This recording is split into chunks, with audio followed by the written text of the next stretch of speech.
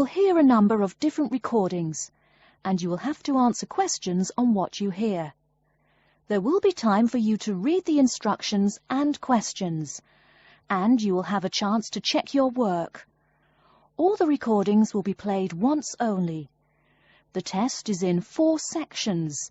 At the end of the test, you will be given 10 minutes to transfer your answers to an answer sheet. Now turn to Section 1. Section 1. You will hear a conversation between a housing agent and a college student who wants to rent a house. First, you have some time to look at questions 1 to 4.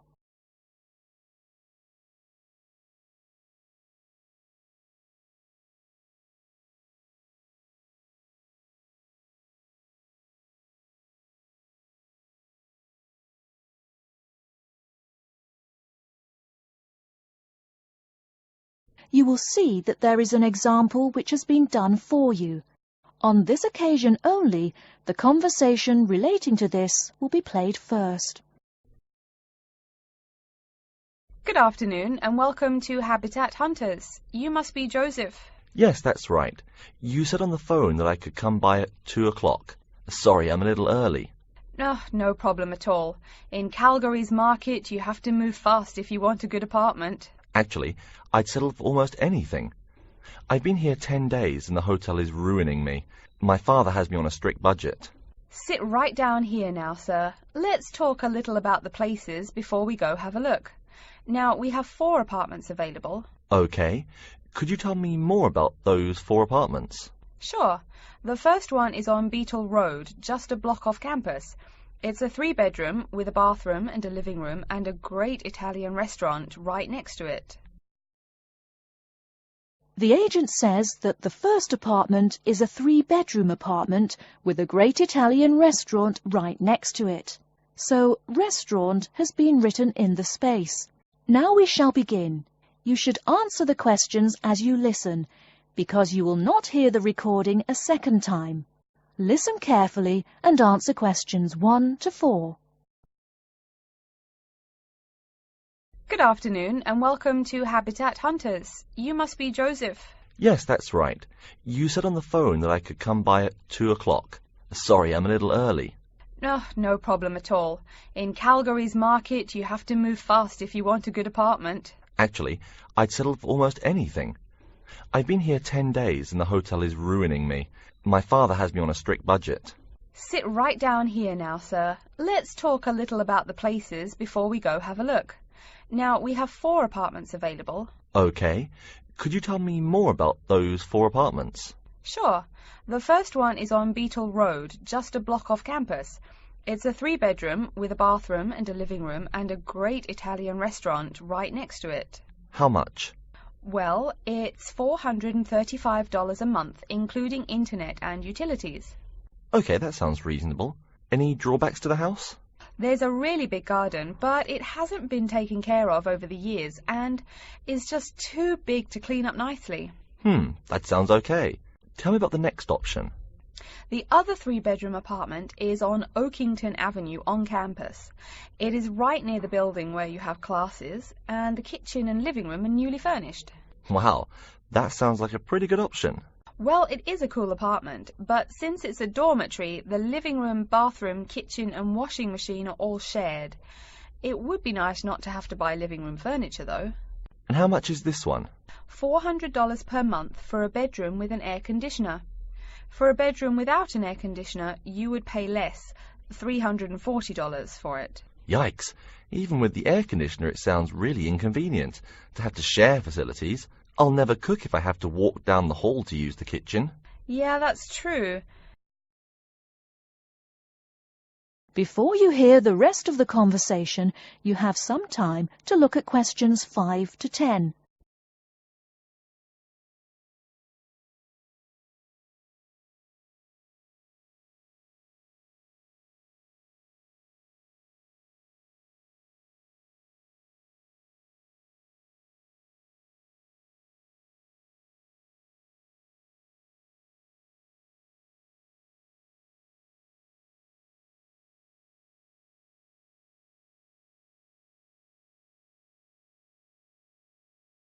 Now listen and answer questions 5 to 10. Anyway, the next place is a 2-bedroom on Mead Street. Oh, I like Mead Street. That's off campus, right? Yep, it's pretty cool, but it only has 2 bedrooms, plus a living room and a study. But I want to live together with my 2 friends. So you could make the study into a small bedroom if you end up living with them. Also, we guys will want a TV and DVD player since we're all so much into movies. Well, this place has a great TV and VCR, but no DVD player. No DVD? That's so weird. Are any other facilities provided? As you said, weird enough, it also comes with a wash basin. Is there a washing machine? I think we need that more than just a wash basin. I'm afraid there's no washing machine in the apartment. Wow, that's so old-fashioned. Maybe it's not the best choice for 3 college guys. How much is it? Well, it's $600 per month, but of course it would be cheaper if you made it into 3 bedrooms instead of 2. Where is the apartment located? It's 2500 Mead Street, where there are a lot of bars. It would be affordable, but it would get pretty noisy. And that sounds really expensive for an old place in a noisy area. How about the last place? This one's on campus in the Devon Close complex. It's a 1-bedroom, so it will be a little quieter than the Mead Street place. 1 bedroom, huh? That could be good for focusing on my studies. What else does it have? It comes with a living room and a study, and includes a really nice lamp in the study that has a bunch of different settings. You know what else is cool? There's a dining hall downstairs, so all evening meals are free. You can purchase breakfast and lunch, but meals after 6 p.m. are free. Wow, this place sounds too good to be true. Is it really expensive? It's all right, $500 per month, but there's no bathroom. What? No bathroom? Well, there's no bathroom in the apartment, but there's one at the end of the hall. Thanks. I think now I just have to decide whether I want to live alone or not. Yeah, which one do you prefer? I think I choose either this apartment or the one on Beetle Road. Okay, you'd better think about it, and then you can contact me ASAP. Fine. Thanks for your help. You're welcome. That is the end of section 1. You now have half a minute to check your answers.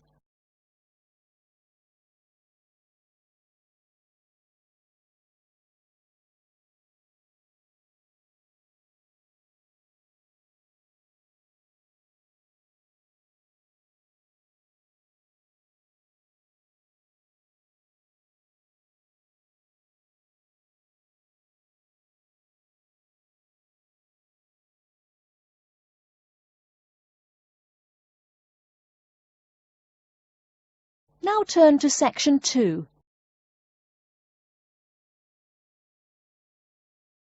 Section 2. You'll hear a talk about the waste collection in Baltimore. First, you have some time to look at questions 11 to 15.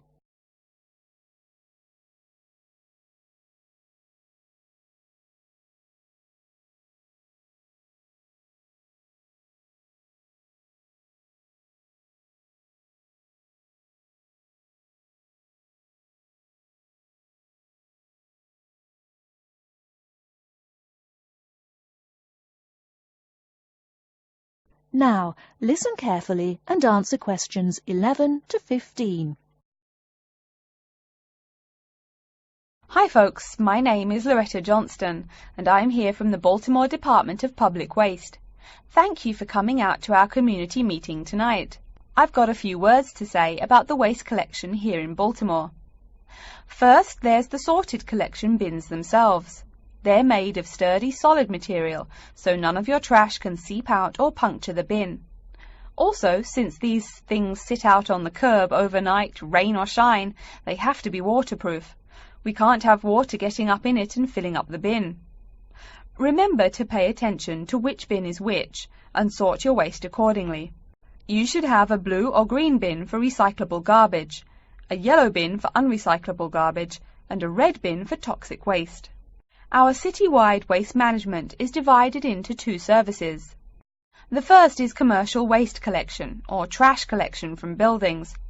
The majority of building waste is paper, which goes in the blue or green bins.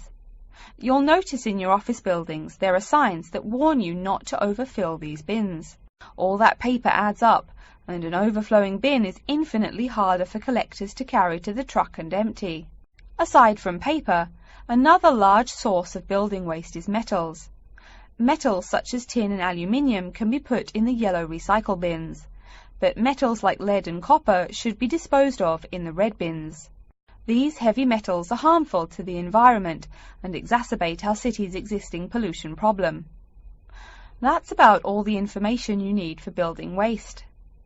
Moving on to the second service, household waste collection is probably what you primarily think of when you think of what we do here. Many of the same guidelines apply, the sorting is the same, etc. Please remember to keep garbage like kitchen waste in a plastic bag. It makes collection easier and lessens the abominable rotten trash smell. Before you hear the rest of the talk, you have some time to look at questions 16 to 20.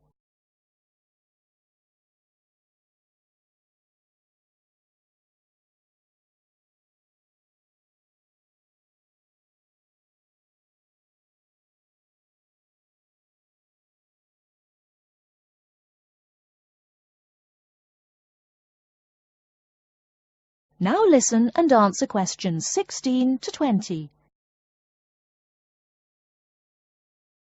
So, after we take your trash away, what happens to it?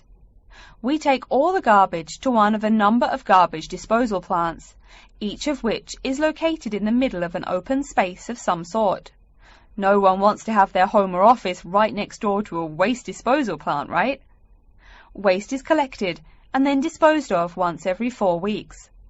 A lot of trash can build up in that time, so we're in the process of developing a plan to fund collection more frequently.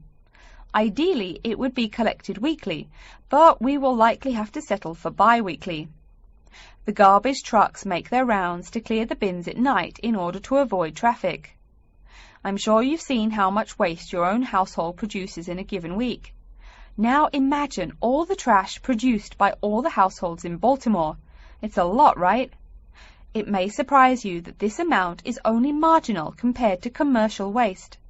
Yep, the main waste producers are actually businesses, industrial facilities, retail and offices. Hard to believe humans produce that much waste, right? No wonder we have pollution problems. Anyway, after all incoming waste is sorted, recyclables are sent to a recycling plant, while garbage and toxic waste are transported to their respective areas of the plant for treatment. Items such as stones, which should not be disposed of in our bins, are separated out and discarded. Once the trash has undergone the treatment process, it is compacted and disposed of with all the other trash. And finally, when the landfill space is full, it is buried deep underground, and in time, something new is built on the land. That's everything about waste collection. Thank you for listening. Are there any questions? That is the end of section 2. You now have half a minute to check your answers.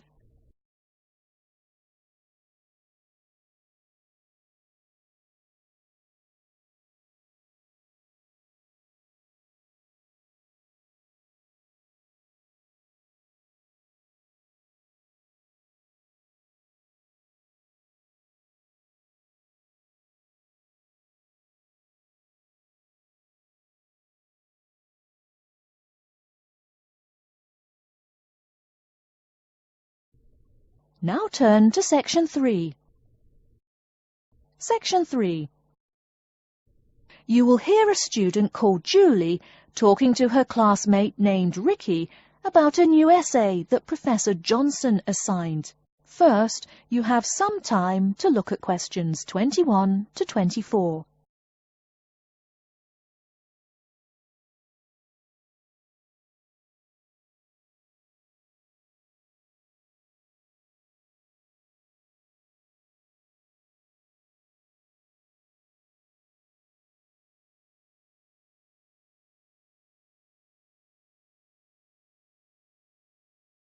Now, listen carefully and answer questions 21 to 24. Hi, Julie, it's Ricky. Hi Ricky, how are you? I noticed you weren't in psychology today. I'm feeling sick, so I didn't go to school today. would you mind telling me what I missed in class? Sure thing. I'm sorry you're not feeling well.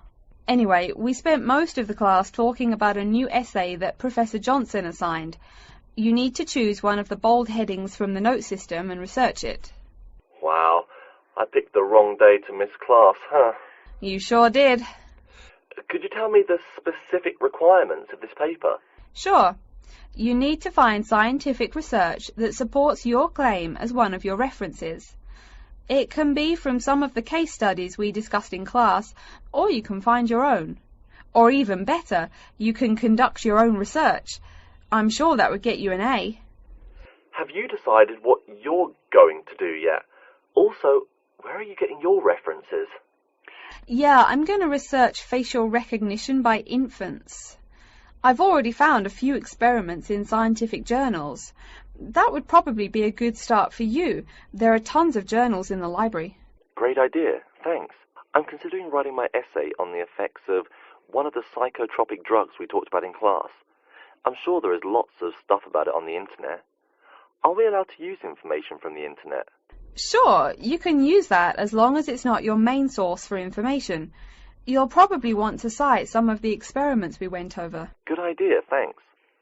I'm going to try to find some information from a bunch of different sources. Before you hear the rest of the talk, you have some time to look at questions 25 to 30.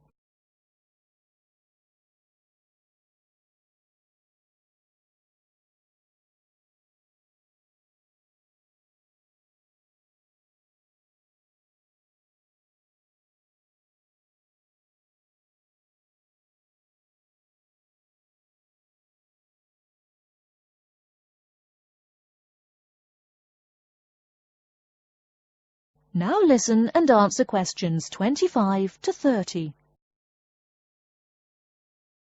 Are there any specifications on how the essay should be written? Yeah, Professor Johnson wants it double-spaced. It should be between 6 to 10 pages long. 6 to 10 pages? That's so much. Oh, it's going to take forever. I know, the whole class groaned when he said that.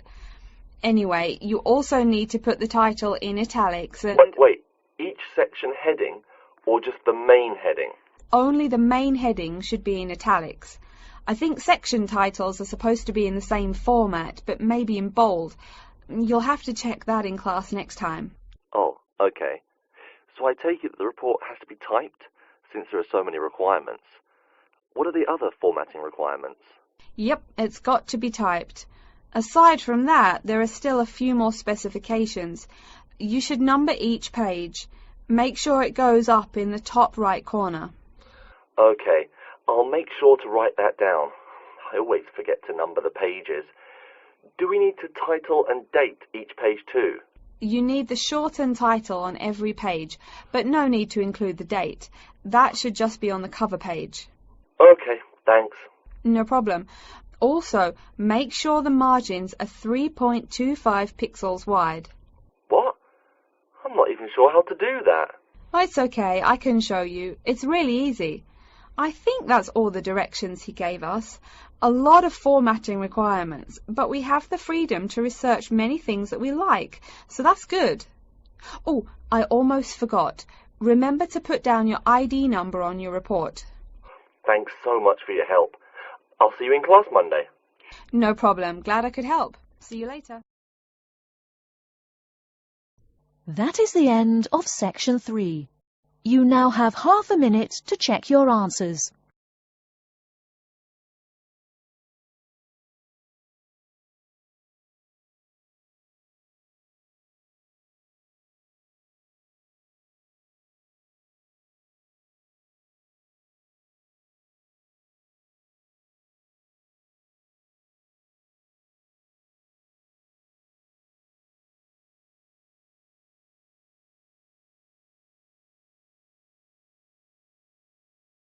Now turn to section 4. Section 4. You will hear a lecture on environmental science.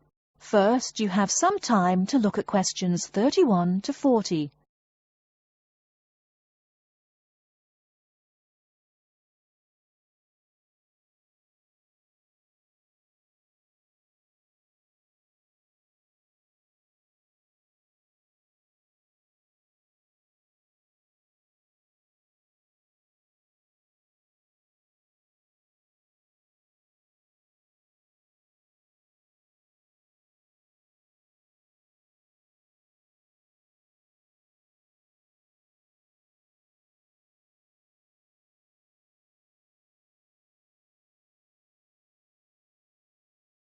Now listen carefully and answer questions 31 to 40.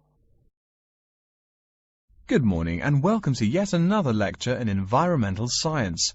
I don't think I'm telling you a secret when I mention that water is a big worry here in Australia. The stuff is scarce. Perhaps that's why we drink so much beer, eh?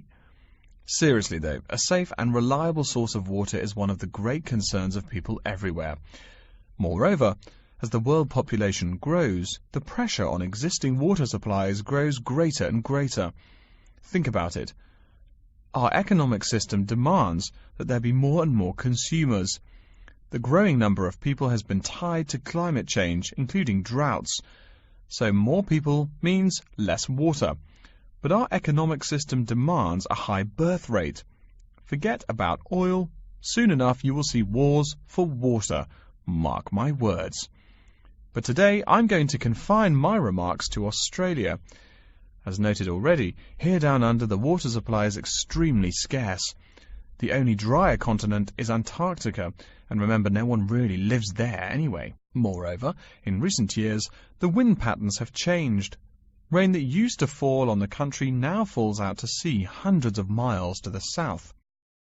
Now, when I speak of people needing water, most of you probably think of drinking. Certainly everyone needs water for drinking, but surprising as it may sound, drinking is not anywhere near being the main use for water. Most water is actually used for washing.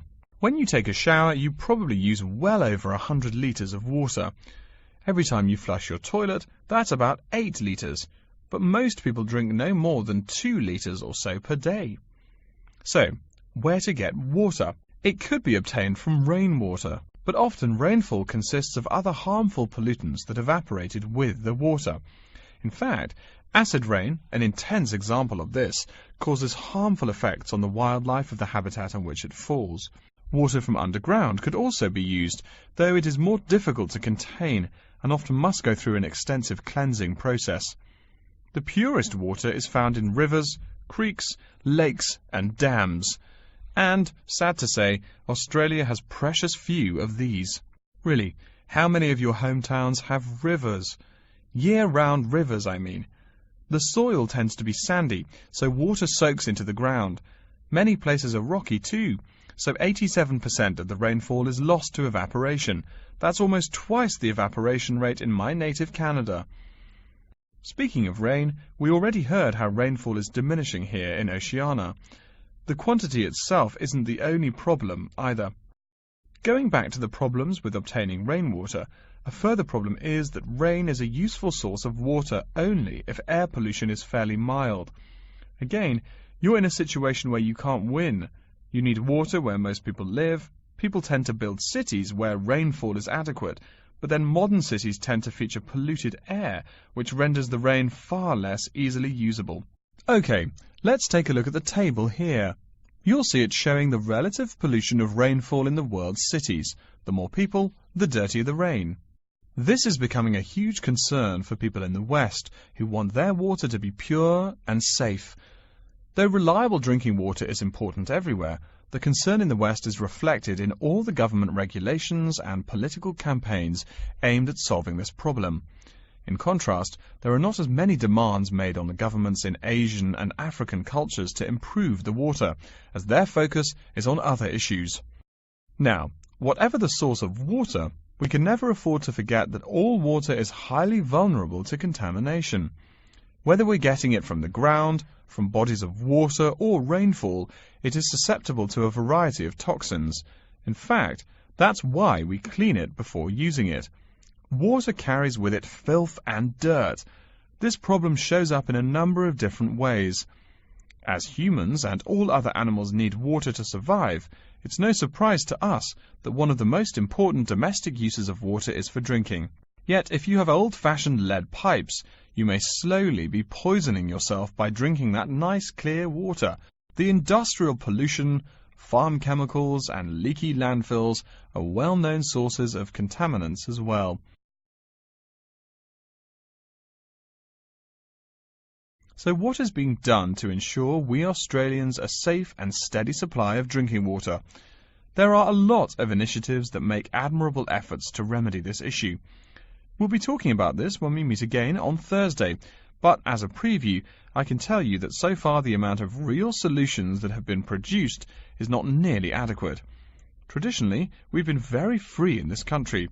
That means that every person and every province tend to go its own way. So the mechanisms for water management are, in a word, insufficient. To begin seeing how this is so, I want you to read something before our next class.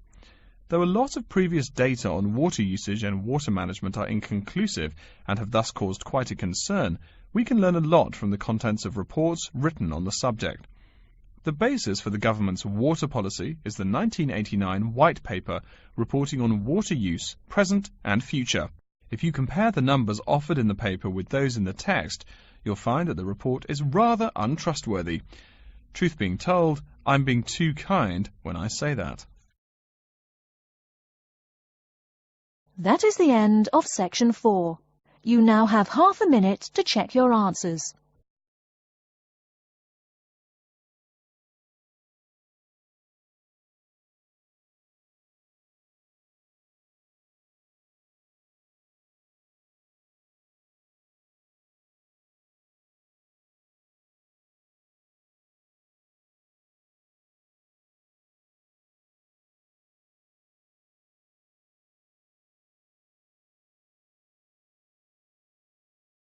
That is the end of the listening test. In the IELTS test, you will now have 10 minutes to transfer your answers to an answer sheet.